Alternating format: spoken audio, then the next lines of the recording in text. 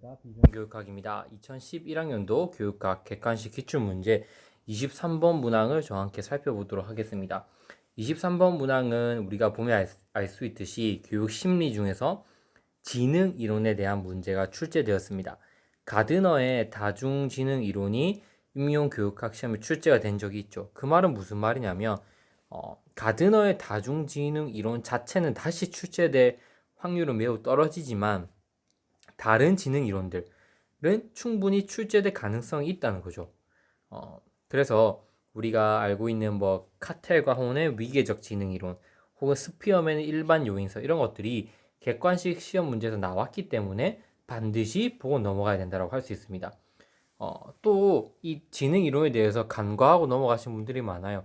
스피어맨 일반 요인설 이거 뭐 시험에 도대체 어떻게 나올 거냐, 나올 수 있냐, 뭐 아니면 난 다 알고 있다고 생각하지만 예를 들어서 설명하라고 하면 말을 못 하시는 분들이 많아요. 예를 들면 스피어맨의 일반 요인설 중에서 일반 요인과 특수 요인이라고 하는 건 스피어맨이 주장을 했는데 그 지능에서 이 일반 요인과 특수 요인을 예를 들어서 한번 설명해 봐라 라고 이렇게 딱 했을 때 설명 못 하시는 분이 10명 중에 8명입니다.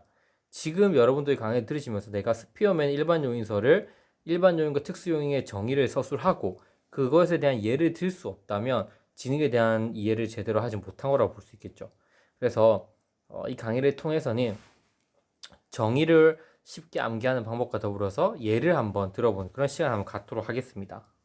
쉽게 말씀드리면 일반 요인은 예를 들어보면 일반적인 어떠한 상황에서든 적용 가능한 그런 지능을 얘기하는 거고, 특수 요인은 특정한 상황이나 특정한 문제에서만 적용할 수 있는 그런 지능을 얘기하는 거죠. 예를 들면 음정이나 박자와 같이 음악이라고 하는 장르에 대해서 일반적으로 아이들이 뛰어난 리듬감이나 뛰어난 박자감이나 그런 것들을 가지고 있는 건 일반 요인이라고 볼 수 있어요.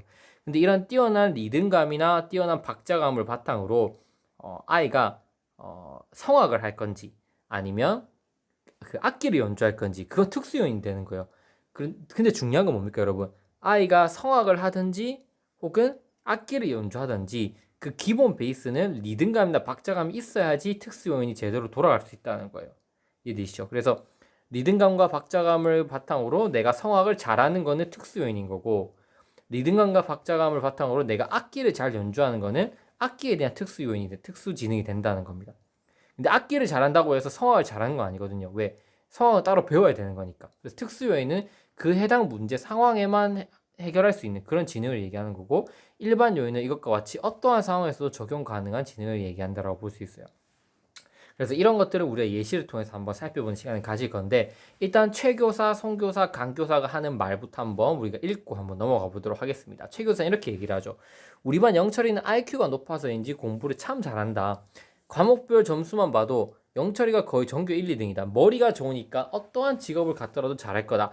최 교사는 이렇게 영철이가 IQ라고 하는 게 높으면 어떤 상황에서든지 간에 그 지능을 잘 활용할 수 있다는 거죠. 이게 뭡니까? 스피어맨의 일반 요인설에 해당하는 일반 요인 지능, 즉 IQ는 일반 요인에 해당하는 지능이다라고 볼 수 있죠. 그래서 어떠한 상황에서도 쓸 수 있는 거는 일반 지능이라고 볼 수 있다. 스피어맨 이렇게 우리가 요약해 볼 수 있습니다.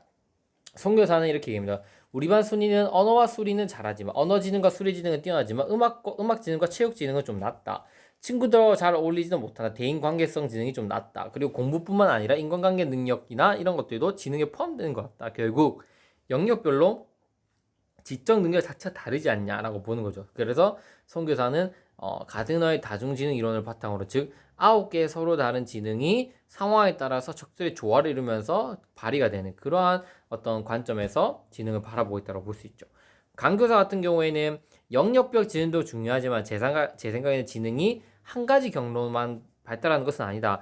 기억력처럼 뇌 발달과 비례하는 능력도 있지만 뭐 기억력이나 문제 푸는 속도나 이런 것들은 뇌가 뛰어나면 뛰어날수록 계속 비례하지만, 하지만 언어 이해력과 같은 것들은 문화적 환경과 경험에 의해 발달한다. 그래서 문제를 많이, 우리 글을 잘 읽는 능력은 물론 태어날 때 좀 똑똑한 머리를 가지고 태어난 것도 있지만 많은 글을 읽고 많은 경험이 쌓이다 보면 언어 이해력도 높아지거든요. 그래서 지능이라고 하는 것은 경험이 축적되면 축적될수록 그 높아지는 지능이 있고, 혹은 경험이 많아진다는 건 그만큼 시간이 흘러간다는 건데, 시간이 흐르면 우리 신체가 퇴화한다는 거죠. 퇴화하면 퇴화할수록 그 지능이 낮아지는 지능이 있다. 그래서 두 가지의 지능이 우리가 존재하는 것 같다라고 보는 거죠. 그래서 이 카틀과 호는 스피어맨 일반 요인성과 연결이 됩니다. 왜 연결이 되냐면 스피어맨이 주장한 이 일반 요인이라고 하는 G라고 하는 이 일반 요인의 지능이 카텔과 혼으로 봤을 때는 이 두 가지로 나눠진다는 거예요.